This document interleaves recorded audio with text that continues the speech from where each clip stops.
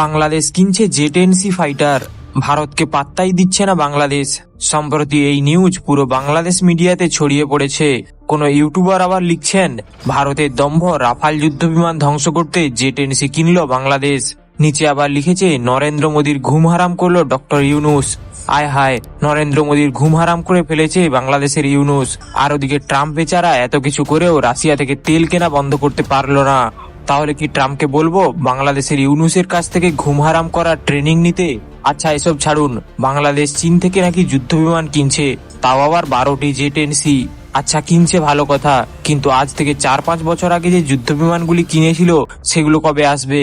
বাংলাদেশের মানুষ তো সেই 2019-20 থেকে শুনে আসছে বাংলাদেশ এই যুদ্ধ বিমান কিনছে, ওই যুদ্ধ বিমান কিনছে, সবকিছুই তো কিনছে, কিন্তু কিছুই আর আসছে না। শুধু বাংলাদেশের ইউটিউবে ভিডিও আসছে, বিমান আর আসছে না। কিছু ভিডিও দেখাই আপনাদের। এই যে বিমান প্রধান মস্কোতে সুখোই কেনার আলোচনা। আচ্ছা নিচে লক্ষ্য করুন, 6 বছর আগে। এবার এটা সুখোই Su-30, SM, MiG-29 দুটোই কিনছে বাংলাদেশ।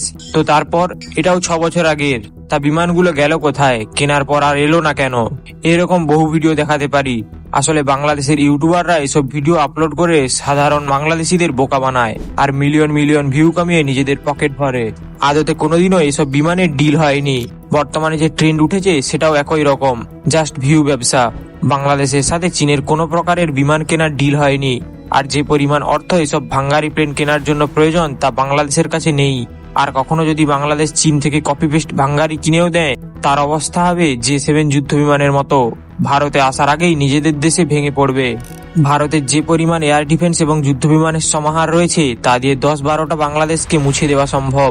শুধুমাত্র ভারত বলেই এখনো পর্যন্ত কিছুই করেনি, কারণ প্রতিবেশীদের প্রতি কোনো প্রকার আগ্রাসনের মনোভাব নেই ভারতের। ভারতের জায়গায় চীন বা আমেরিকা থাকলে এতদিন বাংলাদেশ নেই হয়ে যেত, না হয় তাইওয়ান বা ফিলিপাইনের মতো অবস্থা হতো। আমাদের ভিডিও আজকের মতো এতটাই। ইউটিউবের নতুন ফিচার অনুযায়ী ভিডিওটি অন্যদের কাছে পৌঁছে দিতে হাইপ পয়েন্ট দিতে ভুলবেন না। যদি কারো ভিডিও ভালো না লাগে তাহলে কমেন্ট করে জানাতে পারেন।